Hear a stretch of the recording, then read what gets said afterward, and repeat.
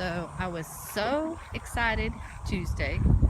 It's like I said, the electricians came and they laid the lines in the ground like I said. And I was so excited. And come about 11:30, they, started, they packed up a little bit, but not like they didn't pack everything up.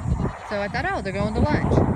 So they left Tuesday at about 11:30 and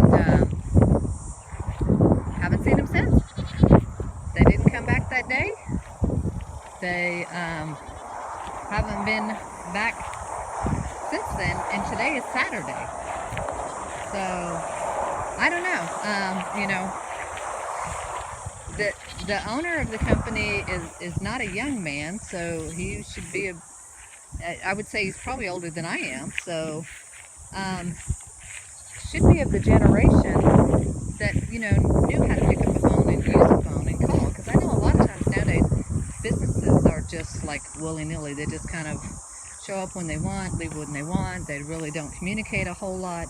But again, one of the reasons why we went with this person, this business, is because it was an established business in this area. Well, like I said, they left, and this is how they left it. Tools in the box. As it is right now, stuff could actually crawl up in and get into the house because of the way it's been left. Nothing is closed off.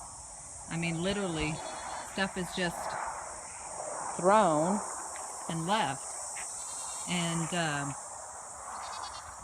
top it off, even the meter face is just laying on the ground next to the pole. So I don't know, totally don't get it.